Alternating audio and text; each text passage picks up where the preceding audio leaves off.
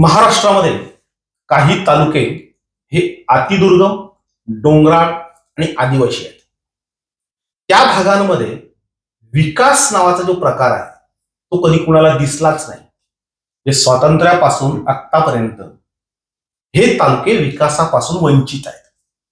त्यातलाच एक प्रमुख तालुका म्हणजे जव्हार. या जव्हार तालुक्याचा विकास का झाला नाही? म्हणजे खरं तर जव्हारला पर्यटनासाठी खूप मोठा स्कोप आहे आणि तरी सुद्धा तिथलं पर्यटन हे विकसित झालेलं नाही. आणि याच प्रश्नावर बोलण्यासाठी आम्ही जव्हारचे सुपुत्र आणि एक नामांकित व्यक्तिमत्व की जे सतत विकासासाठी धडपडत असतं ते विनीत मुकणे आज मशाल स्टुडिओमध्ये आहेत. आपण त्यांनाच विचारूया की जव्हारचा पर्यटन विकास हा कधी होणार आहे.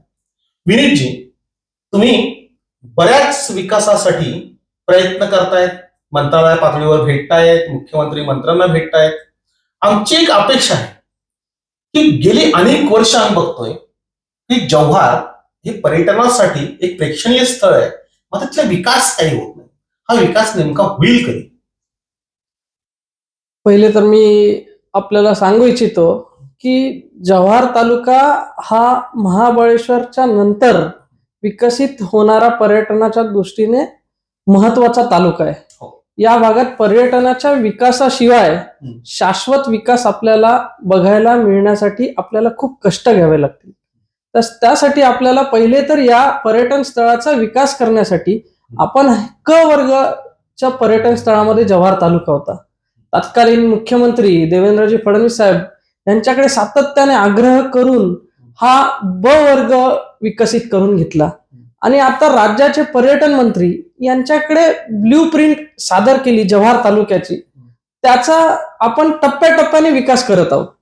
आता पहिल्या टप्प्यामध्ये आपल्याला ब दर्जा दिला, त्यामुळे आपल्याला शासनाचे हे जव्हार जिल्हा नियोजनच्या माध्यमातून आणि शासनाच्या प्रादेशिक पर्यटनाच्या माध्यमातून पर्यटन संचालनाच्या माध्यमातून हे वेळोवेळी आपल्याला निधी आपल्याला उपलब्ध करून देण्याचं काम राज्याचे पर्यटन मंत्री माननीय गिरीशजी महाजन साहेब यांनी उपलब्ध करून दिल्यामुळे आम्ही त्यांचा आभार मानतो. आणि पर्यटनाच्या दृष्टीने जव्हार हा अति महत्वाचा तालुका असल्यामुळे जव्हारला आपल्याला रोपवे सारख्या महत्वाच्या योजना आणण्यासाठी रोपवेचा फिजिबिलिटी रिपोर्ट लागतो. तो फिजिबिलिटी रिपोर्ट हा देशाचे पर्यावरण मंत्री, एन्व्हायरमेंटल मिनिस्टर हे त्याचा फिजिबिलिटी रिपोर्ट जनरेट करत असतात, देत असतात.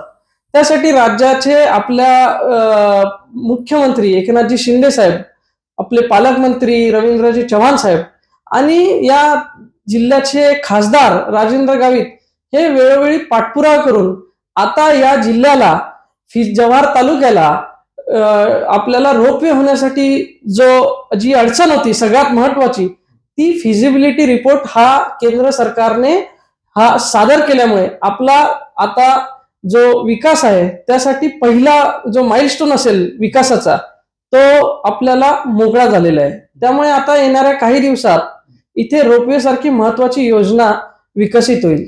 दुसरं, आपण जर पर्यटन विकासाकडे गेलो तर इथले गड किल्ल्याचे काही भाग असतील किंवा इथे काही धबधबे आहेत, त्याचा विकास करण्यासाठी तेथे पहिले आपल्याला पर्यटकांसाठी सोयी सुविधा करण्यासाठी या राज्याचे मुख्यमंत्री, या राज्याचे पालकमंत्री यांनी एक कल्पना मांडली आणि त्या कल्पना मांडल्यानंतर या सुख सुविधांसाठी आता केंद्राकडनं आपल्याला जवळजवळ 40 ते 50 करोड रुपये देण्याचे केंद्राने मान्य केलेले.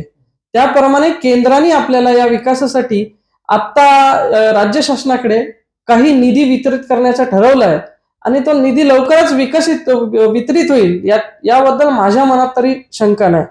तिसरा, पर्यटनाचा सगळ्यात महत्वाचा जो फेज आहे तो आहे जलपर्यटन म्हणजेच ॲक्वा टुरिझम.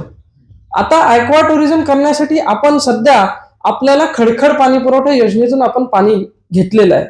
त्यामुळे जव्हार तालुक्याला तसे बघितले तर 3 डॅम आहेत, पण त्याच्यापैकी 2 डॅमचं काम हे 100% पूर्ण झालेलं आहे. जो 1965 साली जव्हारच्या राजेंनी केलेला जव्हार जयसागर धरण असेल, किंवा आत्ताच नवीन आपण खडखड धरणाकडनं पाणी पुरवठा योजना मंजूर करून घेतली आहे.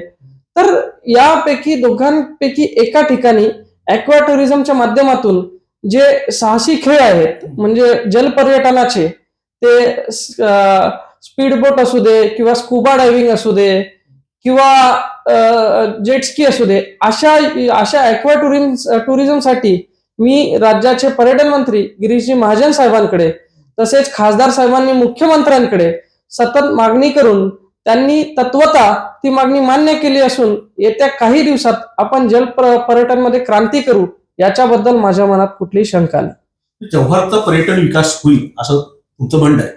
जव्हारचा पर्यटन विकास होण्यासाठी आता कोणाच्याही मध्यस्थीची किंवा कोणाची गरज नाही. राज्य सरकार आणि केंद्र सरकारकडे यशस्वी पाठपुरावा माननीय या पालघर तालुक्याचे खासदार राजेंद्रजी गावित साहेब, तसेच इतर नेतृत्व, पालकमंत्री असू दे किंवा राज्याचे मुख्यमंत्री असू दे, जिल्ह्यातले आमदार असू दे, जिल्ह्यातले खासदार असू दे, यांनी महत्वाची मागणी केल्यामुळे पर्यटनमध्ये जव्हार हा अव्वल राहील.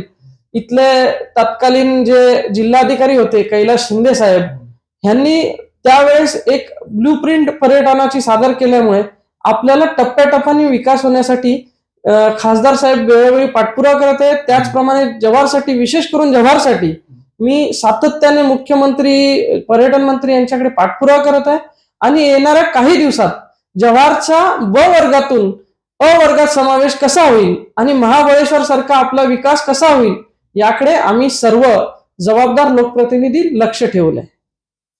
प्रेक्षको, जव्हारचा जर पर्यटन विकास झाला तर तिथला गोरगरीब आदिवासी बांधव हा विकसित होईल.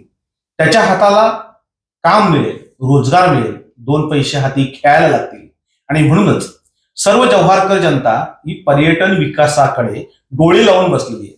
आज आपण विनीत मुकणे यांना याच्यासाठी हा प्रश्न विचारला की मध्यंतरी याच चॅनलवर आम्ही एक गिरीश महाजन जे मिनिस्टर आहेत त्यांची एक बाईट दाखवली होती.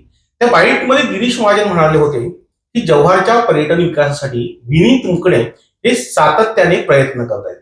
विनीत मुकणे यांच्या प्रयत्नांना नक्की यश मिळेल असं आपण आशावाद व्यक्त करूया.